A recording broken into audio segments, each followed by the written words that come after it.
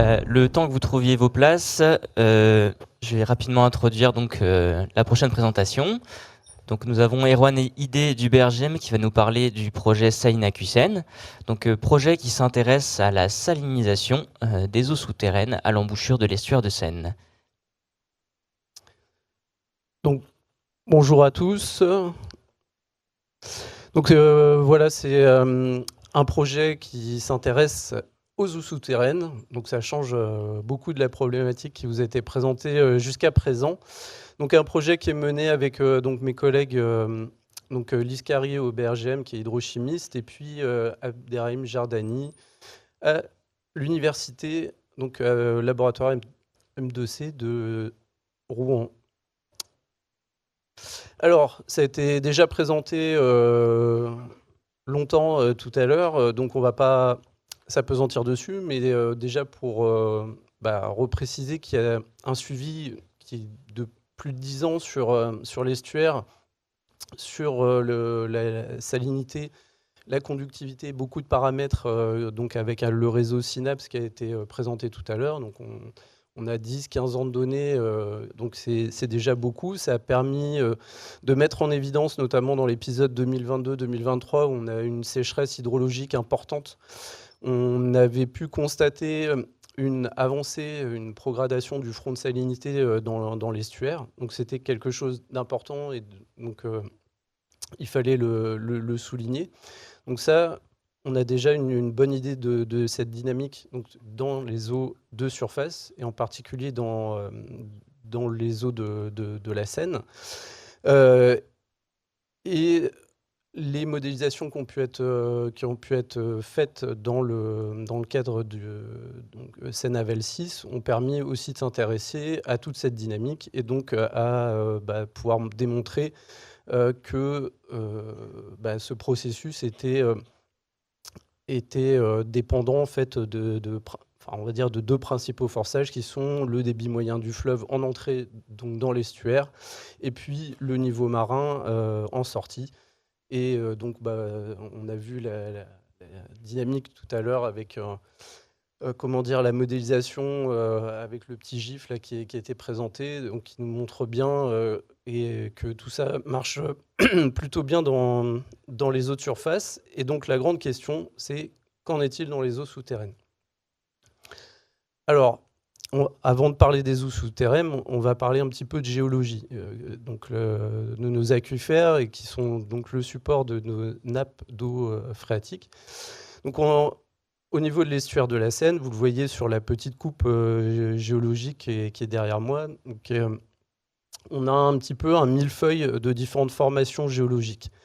Un millefeuille aussi bien sur les formations de surface avec les alluvions, on en a différents types, avec différentes caractéristiques, des milieux plutôt silteux, tourbeux, et puis des milieux plus sableux qui sont notamment exploités par les carriers. Et puis on a tout plein de formations crayeuses. Alors je dis bien formations crayeuses au pluriel parce qu'on en a de plusieurs types qui sont distinguées en fonction de leurs caractéristiques lithostratigraphiques. Elles sont des craies plus ou moins dures, plus ou moins fracturées, plus ou moins fissurées, plus ou moins poreuses.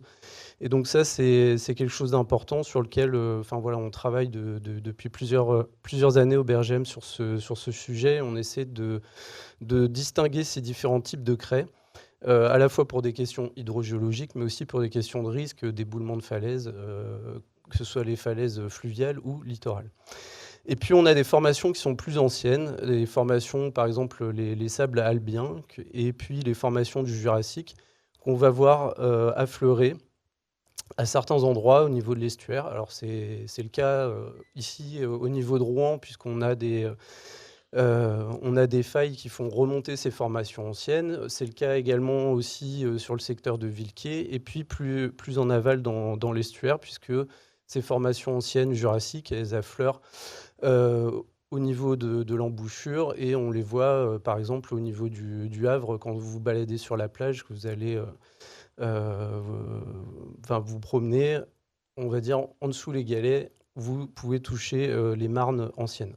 Alors donc on a une géométrie un peu complexe, et donc en millefeuille, et qui, enfin voilà, ces formations géologiques, elles sont nécessairement le support en fait, voilà, des nappes d'eau douce.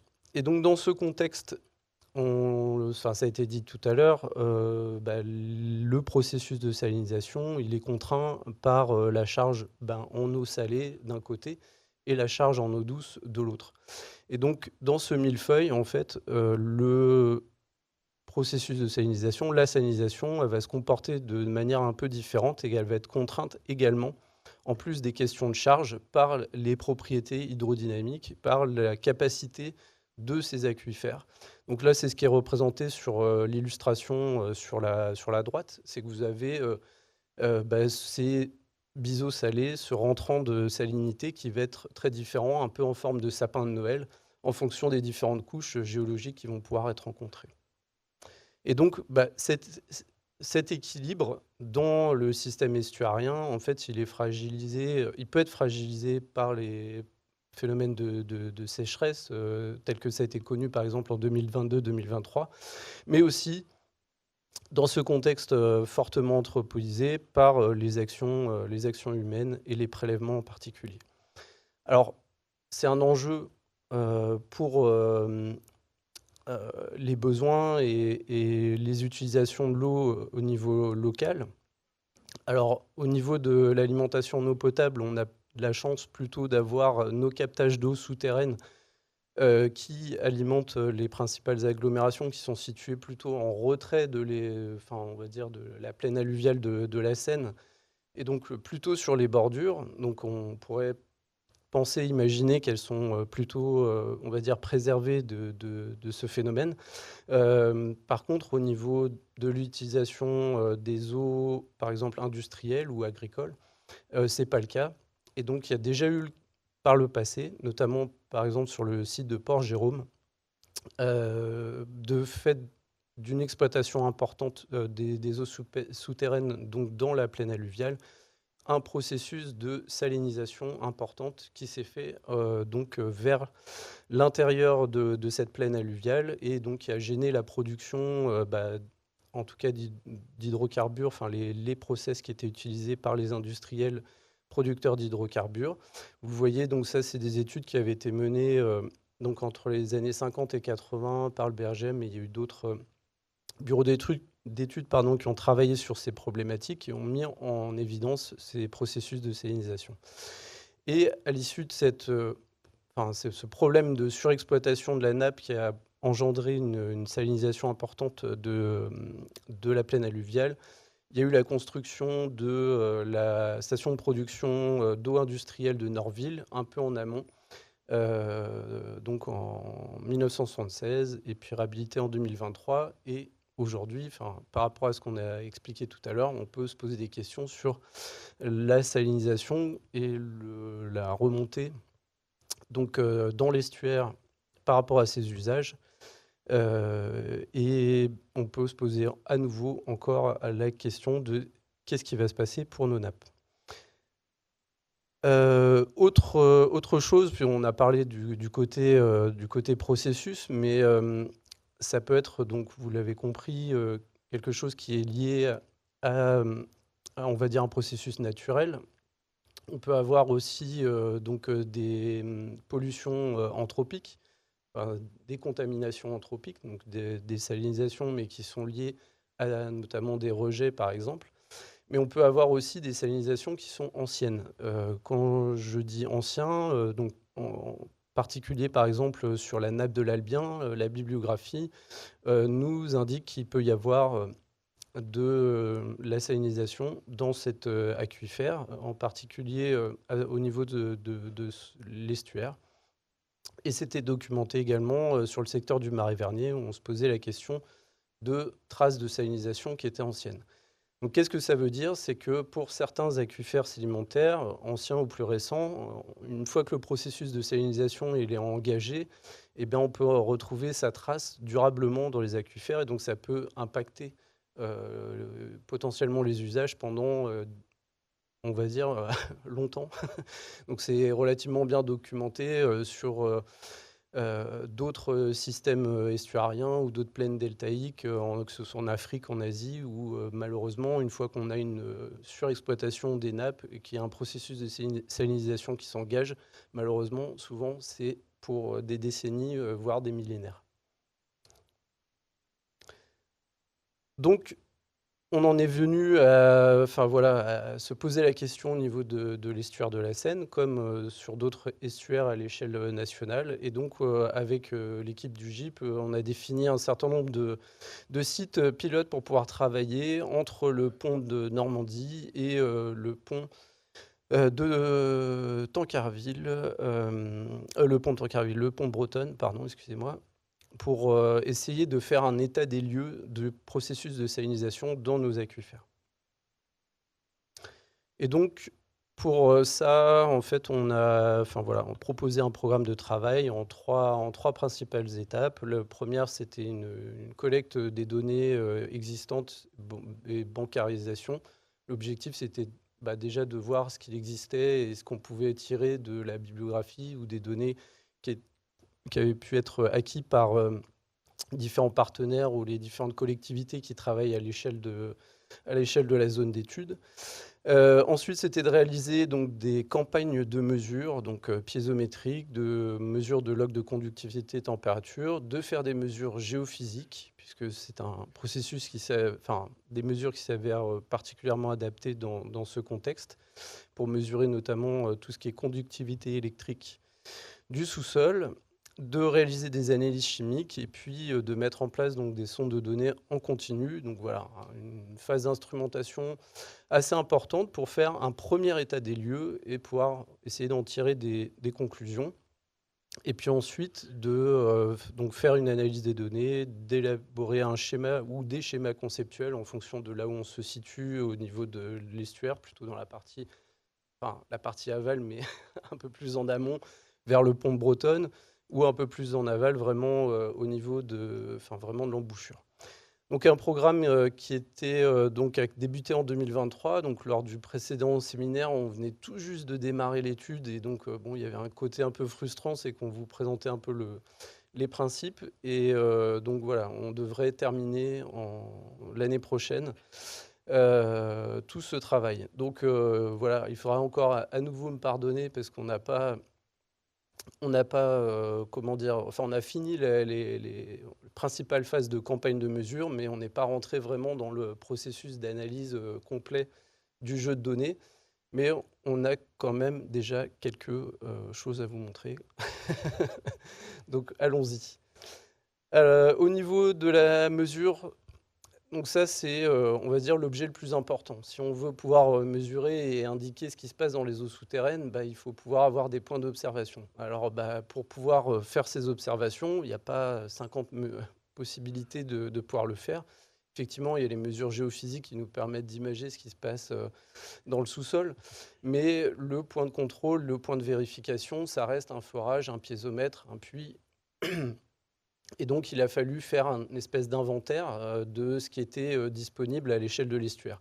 Donc, le constat qui en a été fait, c'est que des ouvrages, il y en a effectivement, mais malheureusement, il y en a beaucoup dans les horizons de surface, mais assez peu, si on s'intéresse aux nappes un peu plus profondes, la nappe de la Craie, par exemple, ou la nappe de l'Albien, ou les nappes jurassiques, malheureusement, on a beaucoup moins d'ouvrages disponibles. Et puis, il y a des secteurs où on a moins de données disponibles, soit qu'il y a peu ou pas d'ouvrages existants, soit qu'on se situe en fait sur des zones industrielles. Alors, ça ne veut pas dire qu'il n'y ait pas d'ouvrages, mais qui sont plus difficilement accessibles parce qu'on est en zone Céveso, qu'on ne peut pas rentrer comme on veut sur les sites industriels pour pouvoir aller faire des mesures.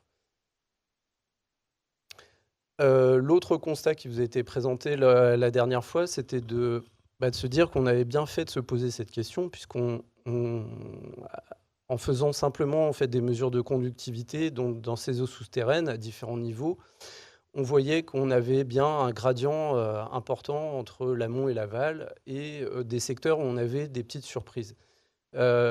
La zone de Port-Jérôme, encore une fois, montre bien qu'il s'y passe des choses. Alors quoi exactement, ça reste à préciser, à déterminer. Est-ce qu'on mesure de la conductivité liée à de la salinisation ou des pollutions ou les deux à la fois?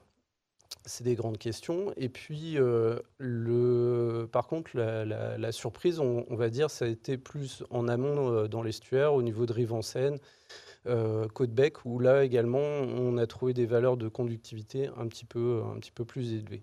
Donc des résultats encourageants et qui confirmaient l'intérêt pour la problématique.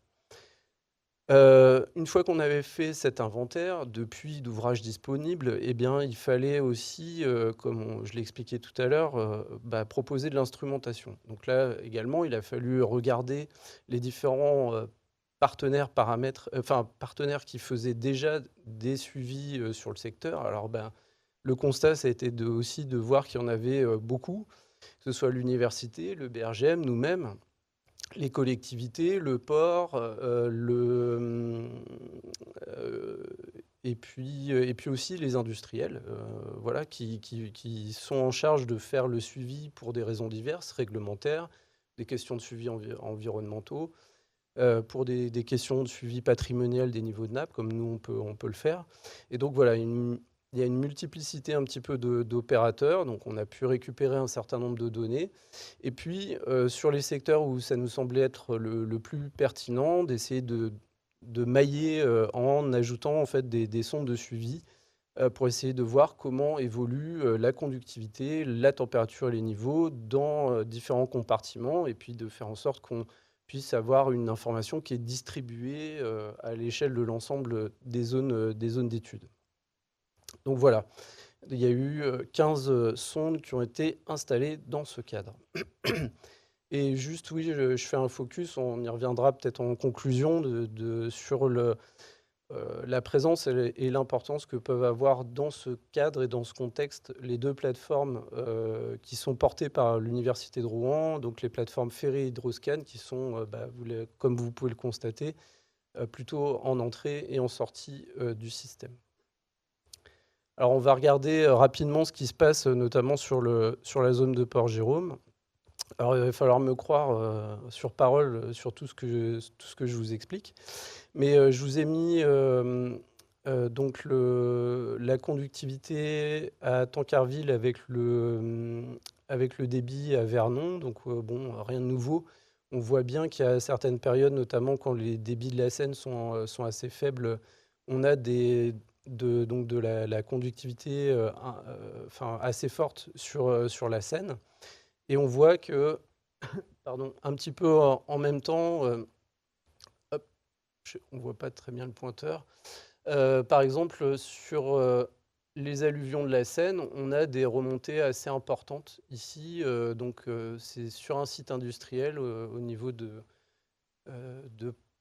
la zone de Radicatel. On a voilà, à peu près un petit peu en amont des périodes où on observe de la conductivité assez forte. Et bien, on observe également des conductivités qui montent sur les alluvions, avec une dynamique un petit peu différente ici également sur les graves de fond, des amplitudes, donc les graviers qui sont au fond du système alluvionnaire. On a des amplitudes un petit peu moindres, et puis une dynamique qui est un petit peu décalée dans le temps. Par contre, après, dans les autres compartiments, la craie ou l'albien, les aquifères profonds, on voit qu'on n'a pas la même dynamique, ou en tout cas, on a des amplitudes qui sont beaucoup plus lissées dans le temps. Donc, c'est déjà des observations intéressantes, importantes, qu'il faudra essayer de comprendre, qu'il faudra essayer de voir si elles évoluent de la même façon, qu'on se situe dans la partie la plus amont ou dans la partie la plus aval, si on a les mêmes gammes d'amplitude ou pas. Donc voilà, quand même des choses intéressantes à voir. Et puis aussi une chose intéressante, c'est qu'on a essayé d'instrumenter la rivière du commerce à Lillebonne, et on voit dans ce contexte qu'elle a un fonctionnement légèrement différent, avec une augmentée assez brutale de la conductivité, et puis elle redescend tout doucement. Donc très différente par exemple de ce qu'on peut voir sur la rive. L'objectif, c'est de pouvoir identifier, voilà, ce qui va rester à faire, c'est d'identifier les facteurs qui influencent le comportement, donc la position amont-aval, la distance aux berges, les hétérogénéités des formations géologiques, les conditions hydroclimatiques et océaniques. Donc voilà, il va falloir avancer sur ce sujet maintenant qu'on a toutes les données, qu'on continue à les acquérir. Au niveau hydrochimique, je me dépêche.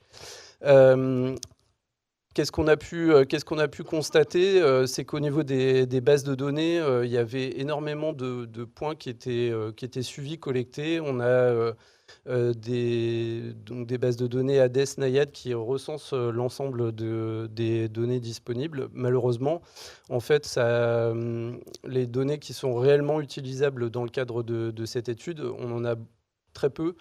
Et malheureusement, assez peu qui sont situés au cœur de la zone d'intérêt au niveau de la plaine alluviale. Donc ça affecte la représentativité de l'analyse et de la problématique. Et globalement, qu'est-ce que ça a pu mettre en évidence? C'est que sur les points qui étaient disponibles, on avait une forte influence de la contamination anthropique et on avait une assez faible influence des paramètres, on va dire, sodium et chlorure sur la salinité des eaux souterraines. Et donc, une des conclusions, c'était de se dire que les ions majeurs et mineurs n'étaient pas suffisants pour distinguer en fait ce qui relève de problématiques liées aux activités humaines ou aux processus naturels, et puis qu'il était nécessaire de travailler vraiment dans le cœur de la zone d'étude. Et une autre chose importante, c'est que la conductivité en domaine estuarien, elle n'est pas liée directement à la salinité de l'eau de mer. On le voit sur le diagramme à gauche. En fait, quand on est en milieu salin, les ions principaux, donc c'est sodium et chlorure. Quand on est en milieu fluvial, enfin en milieu très influencé par les nappes, les ions sodium et chlorure, malheureusement, elles sont noyées parmi tout le reste, les nitrates, les sulfates, etc. Donc, une des premières choses, c'est de se dire, en fait, nos sondes, où on pense mesurer de la salinité, c'est peut-être pas de la salinité, c'est surtout une minéralisation. Donc ça, c'est quelque chose d'important. Parce que ça implique de savoir que qu'est-ce qu'on va pouvoir mesurer. Je l'ai déjà expliqué tout à l'heure. Est-ce que c'est des rejets? Est-ce que c'est la transformation de la matière organique? Est-ce que c'est des échanges aux roches ou des problèmes d'oxydoréduction, en particulier dans les nappes captives? Et donc, voilà, le constat supplémentaire, c'était qu'il fallait travailler, comme je l'ai dit à l'instant, avec d'autres éléments chimiques, notamment s'intéresser aux éléments traces et aux isotopes. Donc, juste un mot pour dire que l'impact des rejets peut être important, puis ça fera peut-être le lien avec des présentations qui sont faites dans l'après-midi ou tout à l'heure avec Cédric. Mais on peut déjà constater dans les eaux de surface l'impact des rejets. Bon, ce qu'on interprète comme étant l'impact des rejets, mais sur la donnée de la station SOR qui produit donc les eaux industrielles, on a pu constater qu'il y avait des pics de chlorure à certains moments de l'année et qu'on ne savait pas nécessairement bien expliquer. Et il y en a un en particulier où on a pu démontrer, ou en tout cas on estime que c'est ça, mais ça pourrait être en fait lié à des épisodes de salage hivernaux. Donc c'est quelque chose que je connais, que j'ai déjà pu mesurer, notamment dans l'est de la France, sur la Saône, la Moselle, où lors des épisodes hivernaux, on a des pics de chlorure qui sont liés aux rejets urbains, aux rejets liés au salage des routes, à ces moments en particulier. Enfin, tout ça pour vous démontrer que les apports latéraux directs, ils peuvent avoir une influence particulière en fait sur la qualité des eaux de Seine et expliquer aussi la présence des chlorures. Et donc voilà, il faut se poser la question de qu'est-ce qu'on mesure. Et pour pouvoir essayer d'avancer sur cette problématique, il y a eu 2 campagnes de mesures qui ont été réalisées donc sur les eaux souterraines en février, en septembre. sur 25 points et malheureusement, je ne pourrais pas vous les commenter puisqu'on vient tout juste d'avoir les résultats et je n'irai pas plus loin que de vous dire qu'on a un enrichissement progressif entre un pôle d'eau douce et un pôle marin et donc on a bien fait de faire les mesures parce qu'on retrouve les mêmes anomalies qu'on avait pu mesurer avec les sondes de conductivité. Juste pour essayer de terminer assez vite, on a réalisé aussi donc des mesures géophysiques, donc électromagnétiques et électriques, donc de la conductivité l'objectif était d'imager la conductivité du sous-sol. Et l'objectif était de montrer que ce dispositif était particulièrement bien adapté, qui montrait bien qu'il y avait une problématique de gradient amont-aval, qu'il y avait des différences de conductivité entre les différentes formations géologiques qu'on pouvait avoir, entre les formations de surface et les formations plus anciennes. Et notamment, dans ce cadre-là, cet outil était particulièrement bien adapté. Cependant, en fait, l'information avec l'outil géophysique, elle doit être confrontée à d'autres mesures physiques en forage, à des mesures aussi hydrochimiques, on l'a vu, pour être sûr que la conductivité électrique qu'on mesure, elle est bien liée à des processus naturels ou savoir si c'est des processus anthropiques, une pollution par exemple. Et donc la question, c'est de savoir s'il n'est pas temps de changer d'échelle. Alors je vous présente juste en guise de perspective avant de conclure d'autres projets sur lesquels on a travaillé. Donc donc sur le syndicat de bassin versant de l'Yerre, où il y a eu une présentation il n'y a pas très longtemps en partenariat avec l'agence de l'eau et puis l'OFB, donc sur le suivi minimum dans un cadre de réestuarisation d'un petit fleuve côtier. Et donc là, on a pu faire donc des mesures électriques à une échelle un peu différente et donc de ne pas se contenter de faire juste des petites lignes près du fleuve, mais de faire ça à une échelle un petit peu plus grande. Et puis quelque chose sur lequel on a communiqué assez largement là récemment, mais donc des mesures aéroportées où on a transporté une grande antenne qui était suspendue donc sous un hélicoptère. Et donc là, c'est nos petits collègues d'Artois Picardie, donc nos collègues du nord de la France, qui ont pu réaliser des mesures. Et bon, ça a débordé sur le secteur de Criel-sur-Mer. Donc on sera impatient d'avoir les résultats pour pouvoir montrer dans ce contexte crayeux comment cet outil peut essayer de répondre à la question. Et donc vers la fin du projet, je vous l'ai dit, il va falloir réinterpréter et croiser les différentes données qu'on a pu acquérir, les données dynamiques avec les suivis avec les sondes, les suivis hydrochimiques, essayer de comprendre quels sont les secteurs où on a vraiment une influence marine importante. Est-ce qu'il y a un enjeu particulier vis-à-vis des eaux souterraines et des inquiétudes dans la dynamique actuelle qu'on peut connaître au niveau de l'estuaire? Essayer aussi de se poser des questions sur les réseaux de mesure, puisque j'ai insisté dessus. En fait, on a un multi-opérateur. Il y a énormément d'opérateurs qui sont différents et donc c'est une difficulté pour pouvoir faire des observations. Et puis aussi de pouvoir disposer de sites d'observation qui sont un peu dédiés, puisque, comme je l'ai expliqué, c'est difficile d'avoir des forages, de trouver des forages aux endroits où nous, on aimerait bien en avoir, aux profondeurs qui vont bien. Et en tout cas, pour pouvoir faire ce suivi, les sites ferrés Hydroscan, c'était idéal, mais des sites ferrés Hydroscan, on n'en a pas partout dans l'estuaire. Donc voilà, donc c'est un petit peu les choses sur lesquelles il faudra travailler, se poser des questions pour pouvoir répondre aux enjeux et aux objectifs qu'on nous a fixés et essayer de faire cet état des lieux le mieux possible. Voilà, je vous remercie, j'ai été un peu long, désolé.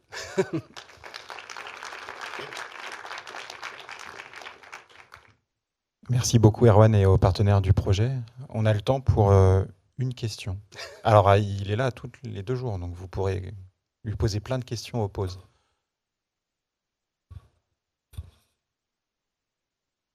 C'est à moi ? Oui, allez-y. Oui, première question, parce que j'en ai plusieurs. Faut La sélectionner. première concerne le dispositif qui a été mis en place. Je m'étonne un peu qu'il n'y ait pas de possibilité de mesure dans le marais alluvionnaire, c'est-à-dire la partie du marais Vernier qui est proche de la Seine, alors qu'il y a une activité agricole très importante avec, entre parenthèses, l'irrigation. Donc cela m'étonne qu'on n'ait pas de fenêtre vers la nappe souterraine dans ce secteur. Il doit y avoir des forages, probablement. Des forages, oui, il y en a eu, mais de disponibles et sur lesquels on pourrait aller faire des mesures, non, puisqu'on les a cherchés et on ne les a pas trouvés. Ah Mais oui, des, non, des mais forages, en c'est fait, l'opacité là-dessus. alors, en fait, c'est une vraie difficulté, c'est de savoir que ces ouvrages, s'ils ne sont pas maintenus dans le temps, malheureusement, au bout de 5-10 ans, ils disparaissent, que ce soit pour des questions industrielles ou pour des collectivités. Si les piézomètres ils sont pas, on va dire, sanctuarisés, en fait, ils disparaissent. La problématique n'est pas du tout celle-là. Ils peuvent disparaître, mais actuellement, dans le contexte de changement climatique, de modification des activités agricoles notamment, il y a plutôt de la recréation de forages. Donc là-dessus, c'est la boîte noire. Eh On bien, ne sait pas exactement ce qui se passe, où ils sont, combien on prélève, combien, de manière cumulée, ils impactent la ressource et font en sorte qu'ils affectent les niveaux piézométriques, les débordements qui constituent les eaux superficielles. Ça, c'est la première question. mais je partage votre constat. Après, nous, le nôtre, c'est de dire on les a cherchés, on n'en a pas trouvé. Après, si vous en trouvez... mais Le problème, c'est que ça se multiplie partout.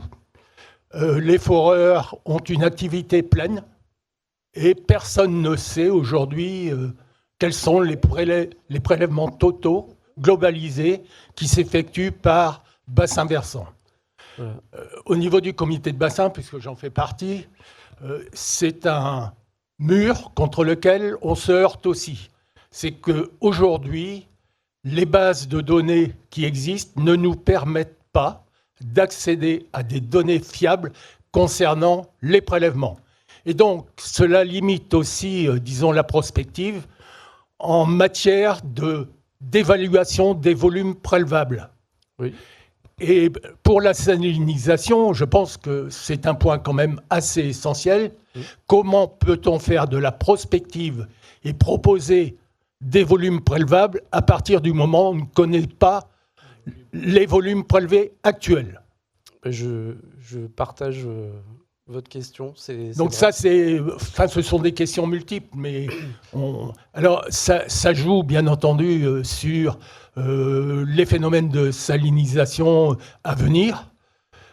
Ça joue aussi sur la dilution des rejets qui s'effectuent encore. Si on veut vraiment anticiper les conséquences du changement climatique, notamment dans ce domaine, il faut absolument améliorer la connaissance, avoir une connaissance vraiment exhaustive et transparente de l'ensemble des prélèvements. Merci pour les échanges. On va arrêter là, mais visiblement, vous avez plein de choses à vous dire ce midi. Donc, merci, Erwan. Je proposerais juste à la DDTM et à la DREAL de se mettre à la sortie de la salle pour demander à chacun de bien vouloir déclarer ses forages quand ils en font. Voilà. Merci beaucoup. On va passer à la deuxième présentation. Vous pouvez, si vous voulez.